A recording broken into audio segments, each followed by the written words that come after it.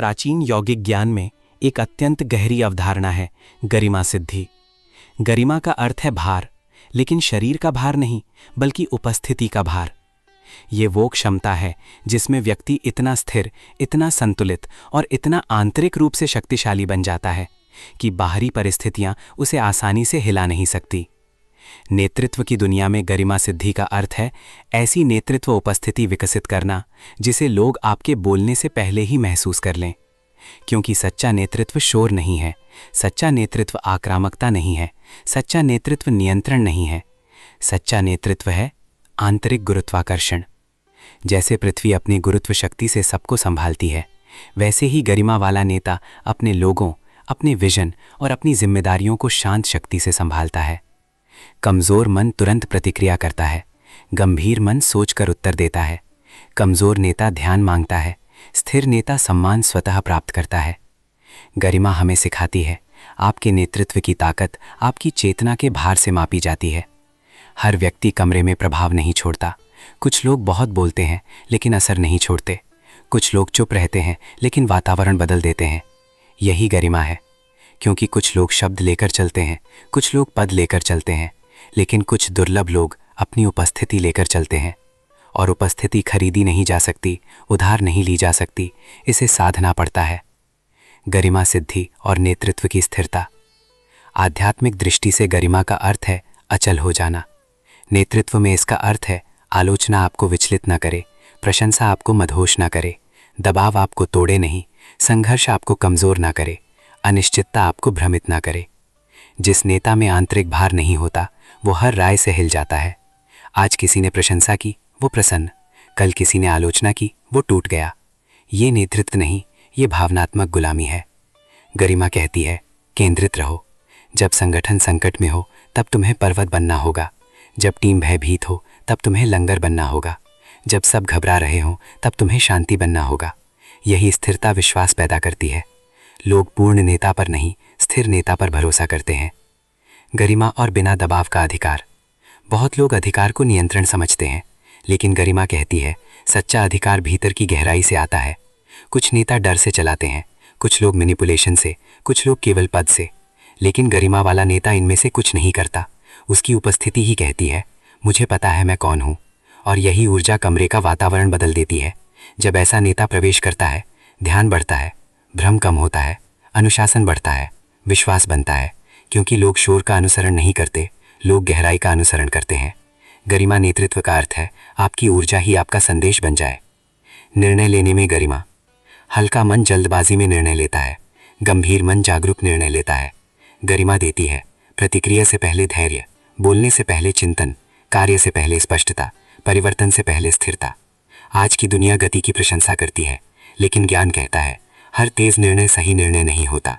कभी कभी सबसे शक्तिशाली नेता वही होता है जो रुक कर सोचता है, क्योंकि जितनी भारी चेतना उतनी गहरी सोच। अपने आप से पूछो, मैं भावनाओं से प्रतिक्रिया दे रहा हूँ या बुद्धि से उत्तर?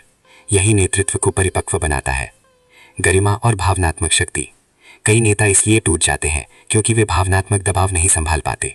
नेतृत्व का अर्थ है टीम की अपेक्षाएं, आर्थिक दबाव, परिवार का दबाव, समाज का दबाव, आत्मसंशय, भविष्य की अनिश्चितता।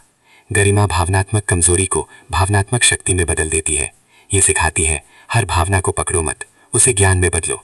गरिमा वाला नेता कठोर नहीं होता, वो गहरा हो जाता है।